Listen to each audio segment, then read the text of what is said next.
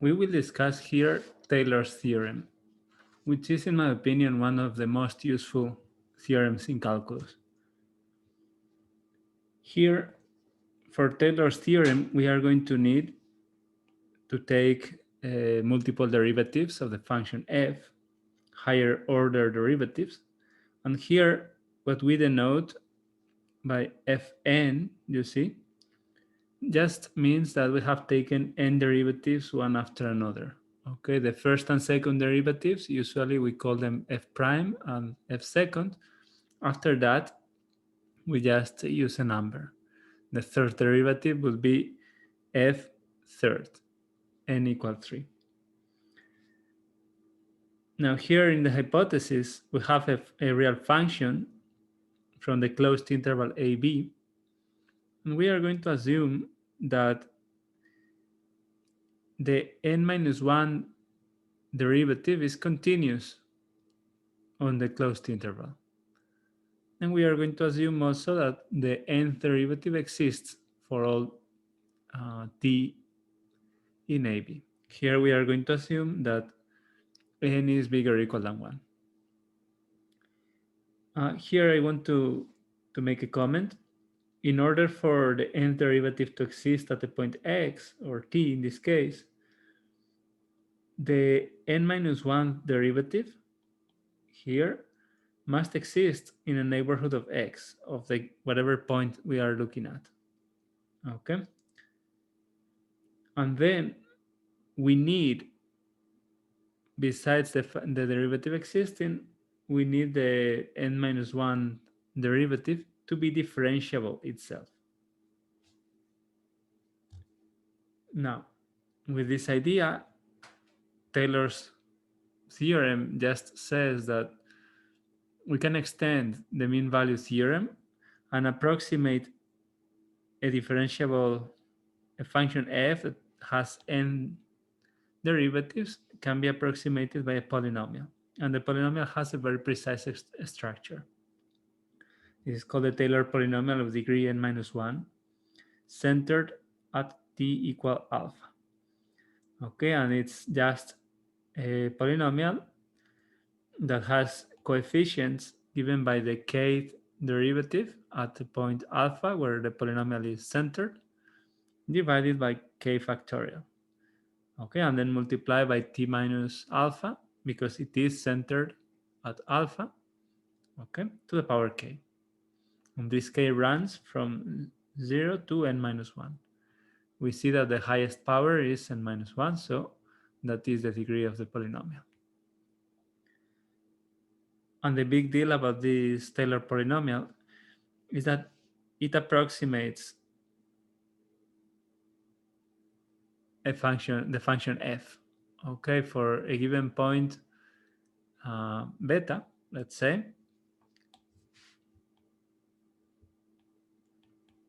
beta in AB, okay. We know that f of beta equals p of beta plus a remainder, okay. There is a term, an error term, okay. It may not be exactly equal, but it will be approximately equal, and it will be better the closer beta is to alpha. The approximation is better the closer it is to alpha. In other way to saying this, we can write the difference between the function and the polynomial that is given by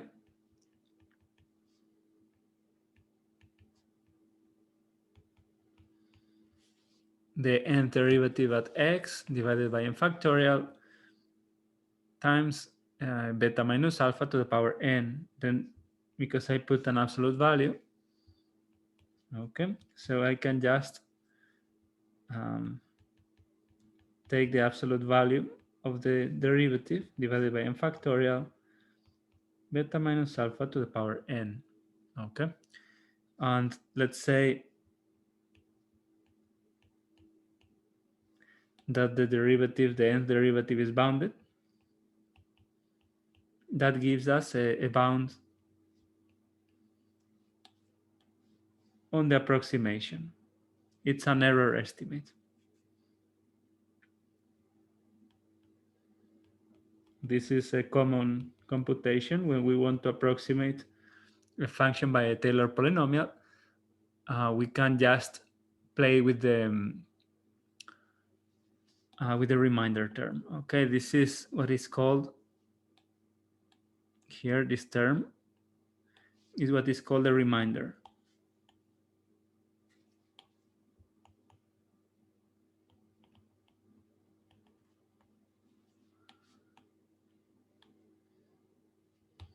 And here, something that we can get right away. The approximation is better the closer beta is to alpha. That is clear. And if beta equals alpha, then the approximation is perfect. Okay, because f of beta equals p of beta.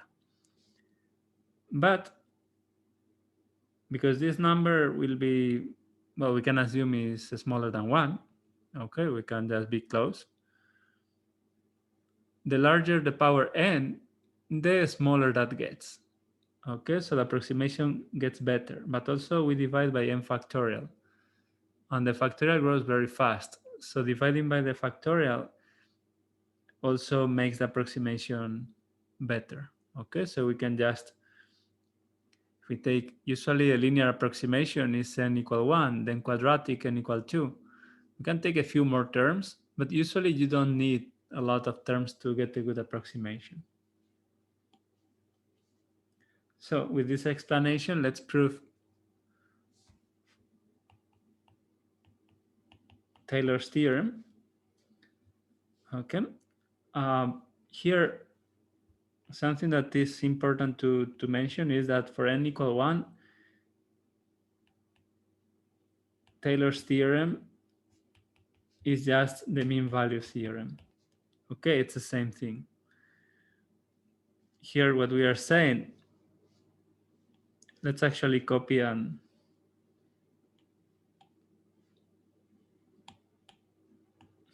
mention that. So the Taylor polynomial when n equals 1, okay, would be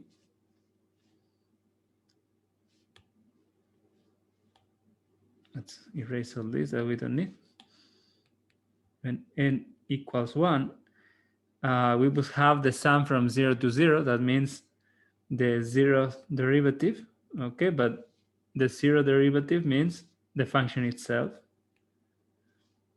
divided by 0 factorial, so nothing to divide by, and then t minus alpha to the power 0, which is 1. Okay, so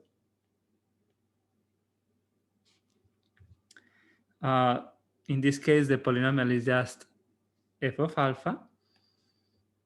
So we can write it down here. And then we have the first derivative, so n equal 1. Oops.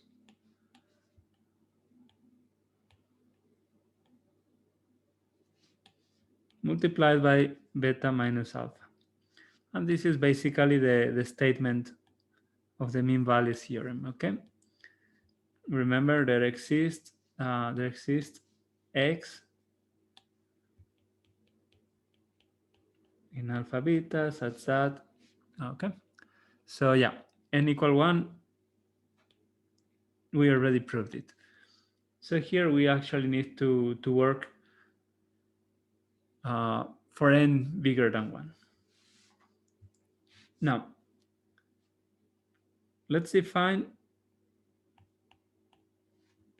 these cases. Let's define m as the number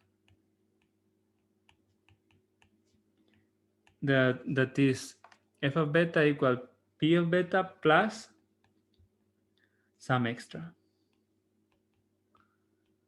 Okay, this will hold for some number m.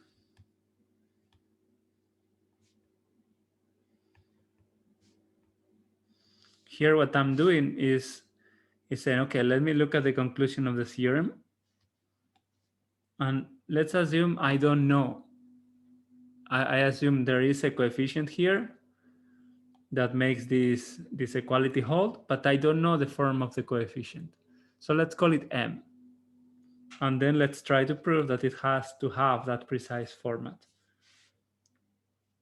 Okay, now we are going to define here. It's going to be very similar to the mean value theorem. So we are going to define a function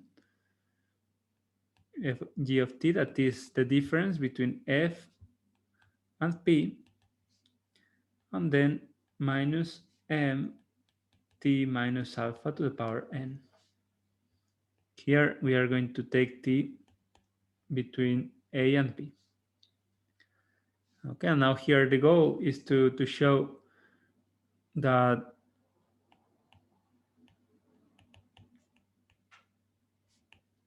m equals the nth derivative divided by n factorial. The nth derivative at some point x for some x in AB. Notice that P is not any P, okay? This first part of the theorem is just a definition. We are saying the Taylor polynomial is defined. Actually, we could write that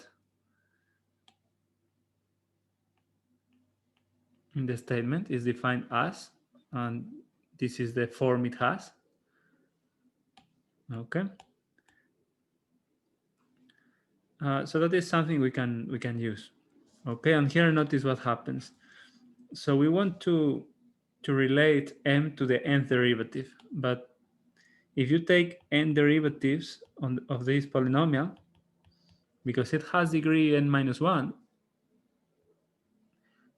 taking one more derivative will for sure give me a result of 0. Okay, because I'm taking more derivatives than the actual degree of the polynomial. Okay. So then the nth derivative of g equals the nth derivative of t minus the nth derivative of p, which is 0. Maybe I will write it here in detail. Minus, and then n derivatives of this monomial here, m times t minus alpha to the power n. If I take n derivatives, I'm going to be bringing down one exponent at a time. So it will be n times n minus 1 times n minus 2, and so on, okay? Until I do the last derivative, that I will get 1. So here I get n factorial times m, and this is 0. So notice, I want to show that m equals the nth derivative at some point divided by n factorial. And here I have a function that is very related to that, is the nth derivative minus n factorial times m. So I will be done if I can show there exists some x in AB such that the nth derivative of g equals 0. So what we are going to do now is to arrange how to apply the mean value theorem here, actually Rolle's theorem. So notice first, let's say this is alpha and this is beta, okay? So the first thing we need to notice is that g alpha equals 0. Let's go to the definition. Let's copy paste this part.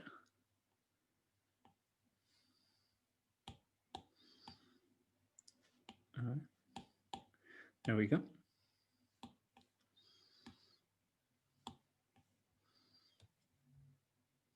Okay, and when we look at the definition, notice that P of alpha equals, well, this first part over here, nothing changes, but when I plug alpha in place of T, all these cancel out. So the only one surviving here is going to be the first term, that is f of alpha divided by 0 factorial, which is 1. So I have that P and F are both equal at alpha. That means that G of alpha equals F of alpha minus P of alpha minus a term that is 0. Okay, so that's it. G of alpha equals 0.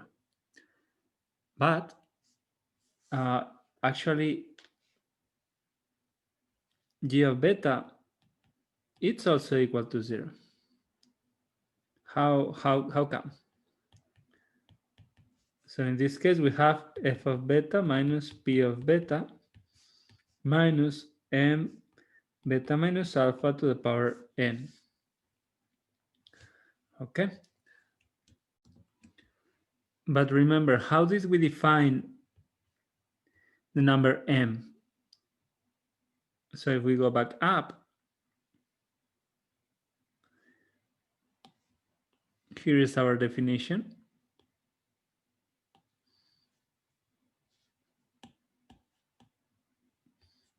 Okay, the definition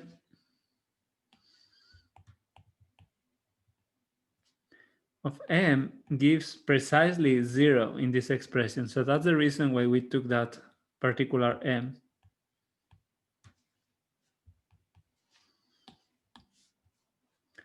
Okay, so then clearly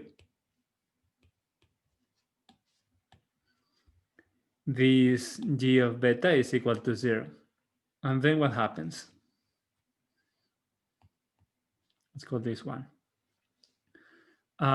So then what happens is that by Rolle's theorem, because g is a continuous function, okay, p is a polynomial, then we have another monomial, and then we have f of t, which is continuous. So then we have some, however the function it is, okay, because it's also differentiable inside, there is some point x1 where g prime equals 0. Okay, so here we have g prime of x1 equal 0. So that's the first remark we need to make. Let's put this over here better. But now there is a second remark. Let's actually continue somewhere else here. The second remark is that not only g of alpha equals 0, but g prime of alpha also equals 0. Okay, and for that sake, actually all the derivatives of g at alpha, all of them equal 0. Let's the n-1 derivatives. Let's look at it.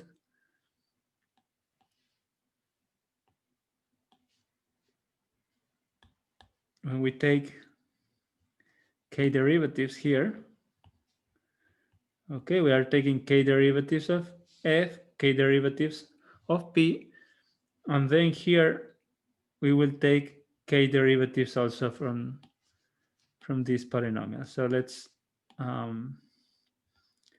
dt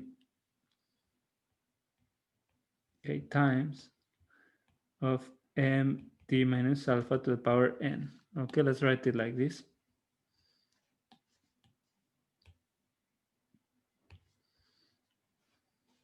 Now,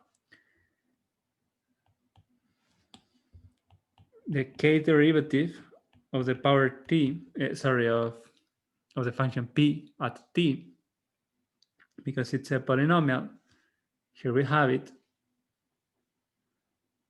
Okay. When we evaluate it at alpha, is going to always equal fk of alpha. Okay, this is by the form of the polynomial. It's a polynomial of degree n-1. Okay, so the k derivatives, let's change this to j.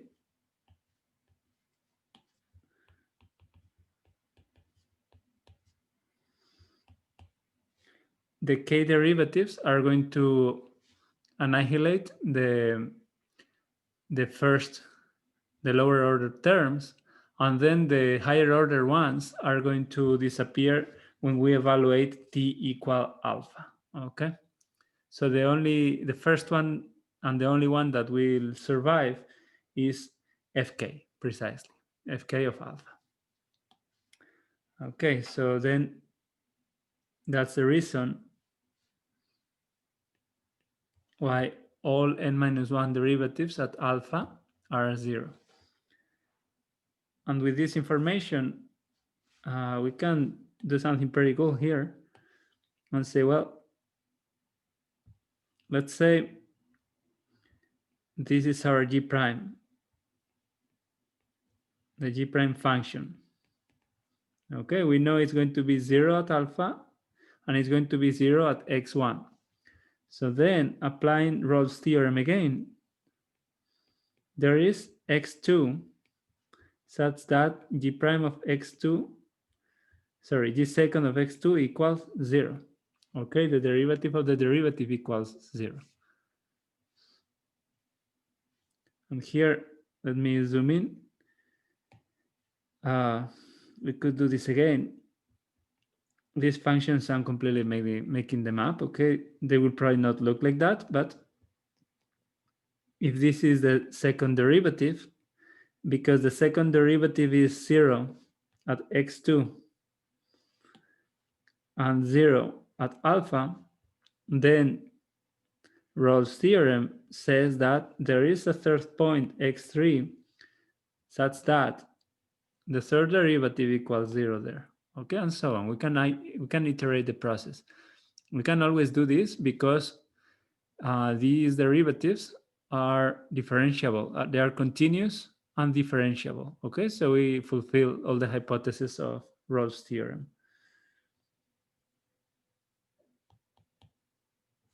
So there exist x2, x3, and so on, such that gk of xk equals 0.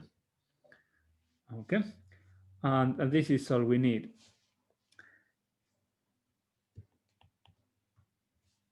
Actually, let me write it here, x2, x3, and so on until xn minus 1. This xn minus 1 that belongs to alpha xn minus 2, which is included in particular in alpha beta. Okay, this is the number we were looking for. Okay, for this particular, actually we need to take one more step. For this particular number, xn minus 1, there we go. For this particular xn, we have gn of xn equals 0, and that means, as we said here,